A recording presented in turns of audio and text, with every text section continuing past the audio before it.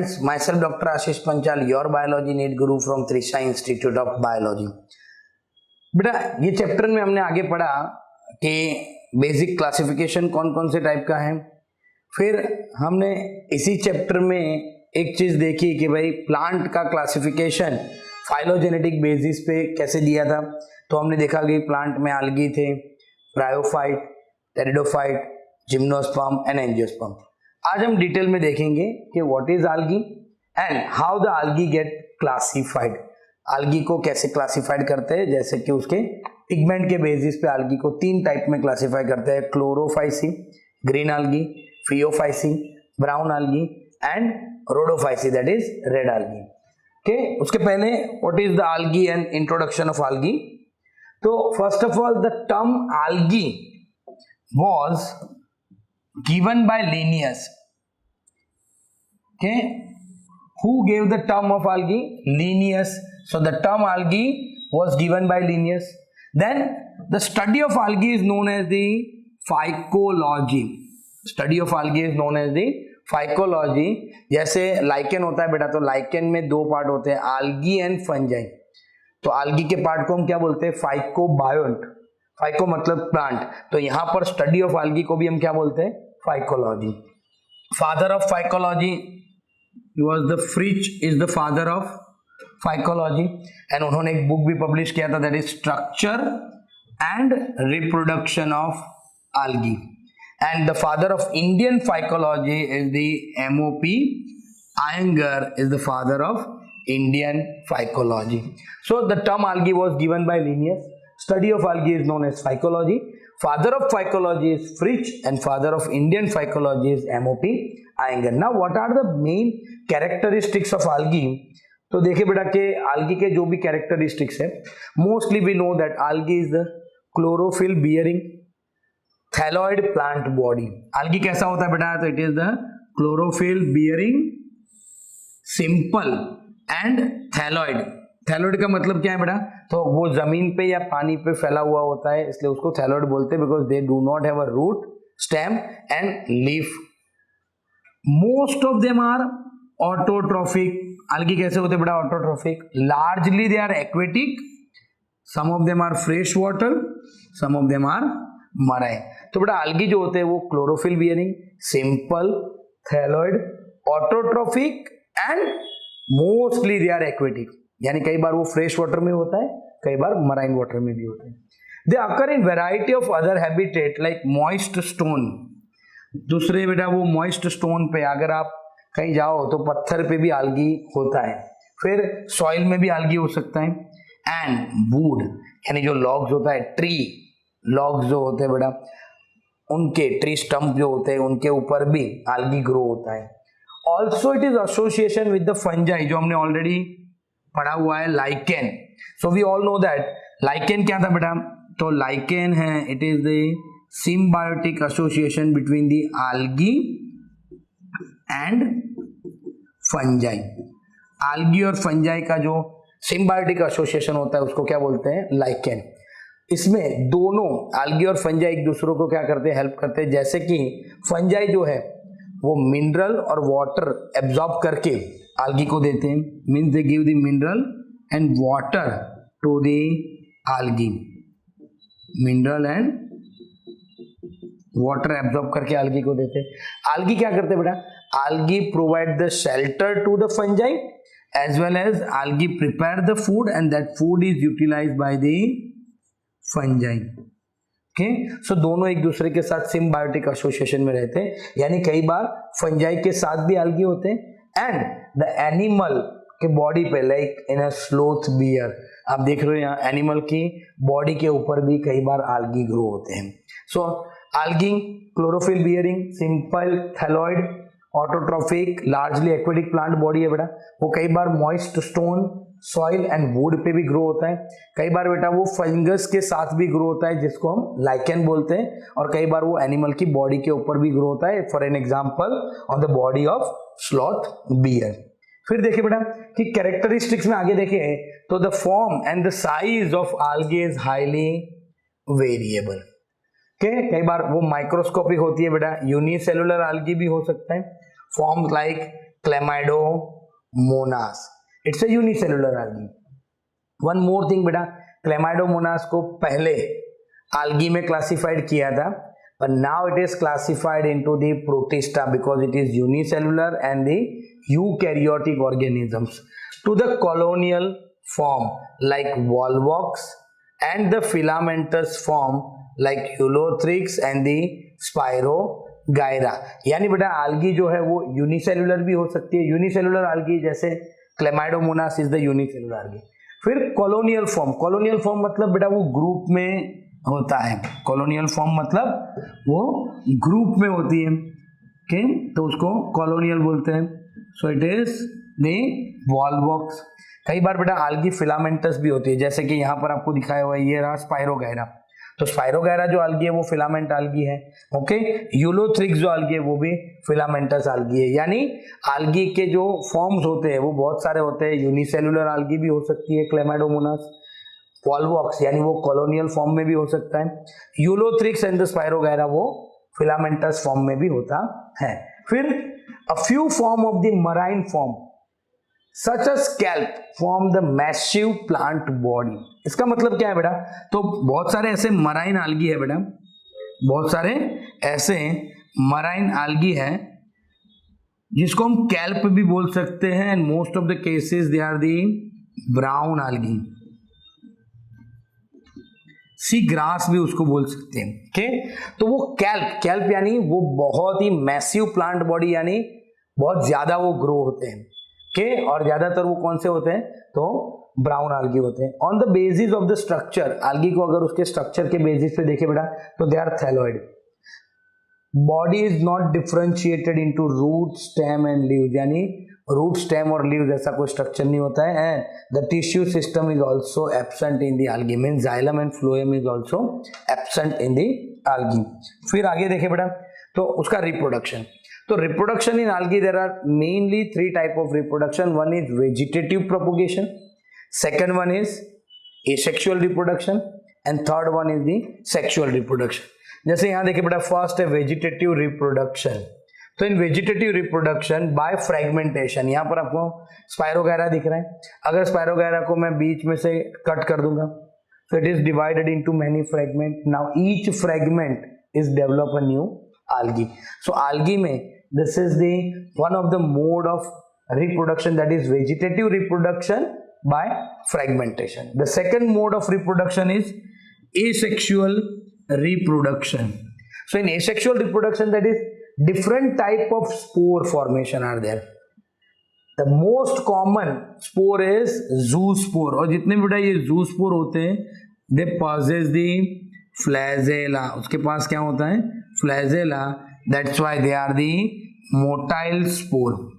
Okay? और ये जो स्पोर है बेटा वो जैसे ही डिस्पर्स होंगे वैसे तुरंत वो जमीन पे गिरेंगे और वहां से वो नया algae बनाएंगे.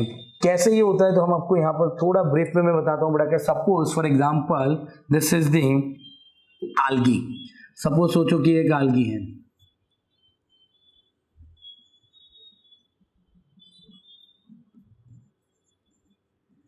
उसका सेक्सुअल रिप्रोडक्शन भी होता है और एसेक्सुअल रिप्रोडक्शन भी होता है.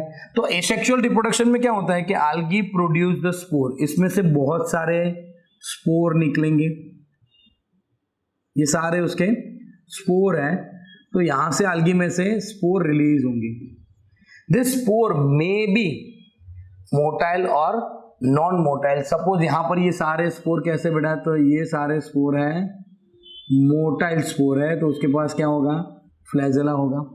नाउ दिस फ्लैजेला वाले जो स्पोर है बेटा वो जमीन पे गिरेंगे, वहां वो जर्मिनेट होंगे और जर्मिनेट होके वो वापस द मेन algae बनाएंगे. So that is a simple asexual reproduction. और ये जो स्पोर है बेटा, दिस स्पोर इज फ्लैजेलेटेड. ये स्पोर कैसे है, फ्लैजेलेटेड.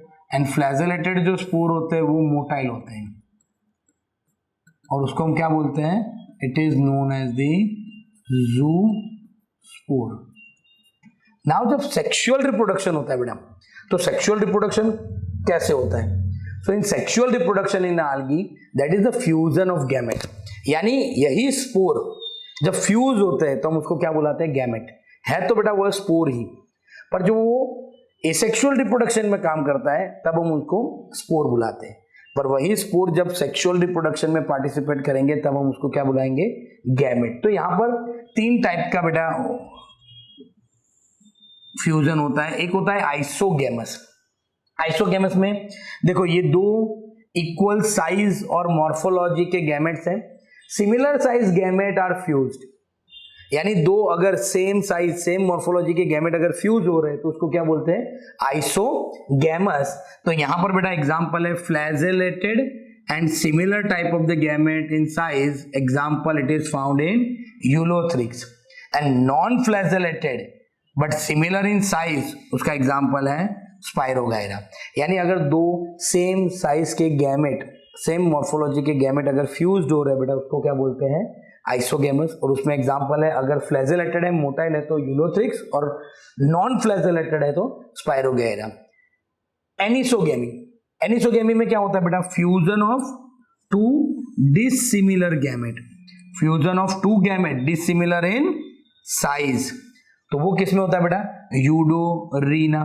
तो यूडोरीना में 2 डिसिमिलर साइज के गैमेट फ्यूज्ड होते हैं और उसको बोलते हैं anisogamy. And one more thing that is oogamous. तो ओगेमस में क्या होता है बेटा कि फ्यूजन बिटवीन द फीमेल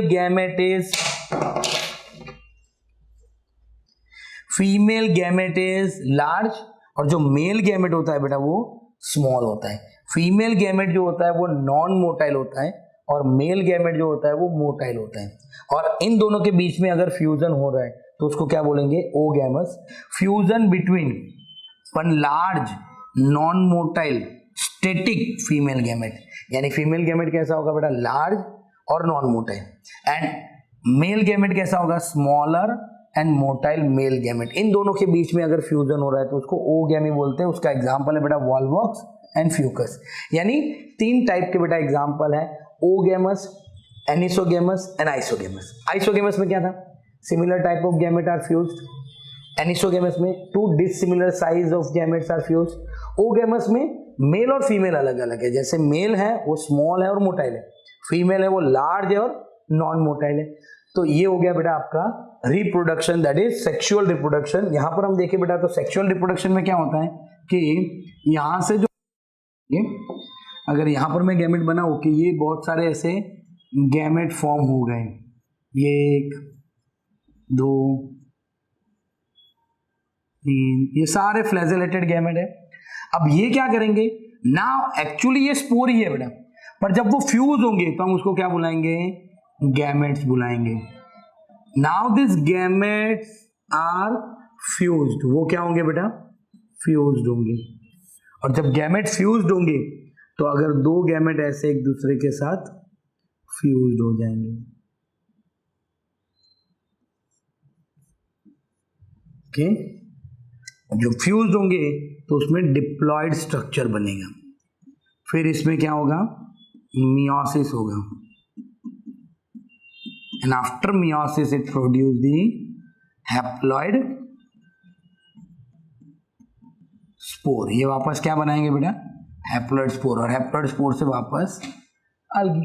यानी जितने भी स्पोर बनेंगे यहां से 4 मेन स्पोर निकलेंगे, चारों स्पोर कैसे होंगे बेटा, हैप्लॉइड होंगे, और ये जो चारों हैप्लॉइड स्पोर है वो वापस algae बनेंगे। यानी ये हो गया बेटा आपका सेक्सुअल मोड ऑफ रिप्रोडक्शन और ये हो गया आपका asexual mode of reproduction. Clear, तो यहां पर हो गया बेटा आपका reproduction. Now uses of algae, that is the most important topic. यहां से आपको नीट में बहुत सारे एमसीक्यू आ सकते हैं कि भाई algae का एग्जैक्टली यूज क्या है। तो 90% of algae, 90% of carbon dioxide fixation on the earth is carried out by algae through the photosynthesis। यानी एटमॉस्फेयर में जितना भी बेटा कार्बन डाइऑक्साइड है उसमें से 90% कार्बन डाइऑक्साइड कौन फिक्स करता है, algae, फॉर द फोटोसिंथेसिस। अब फोटोसिंथेसिस होगा तो वी ऑल नो दैट वो इमीडिएट एनवायरनमेंट में ऑक्सीजन भी रिलीज करेंगे, and that oxygen is helpful to the other life form which is present surrounding the algae।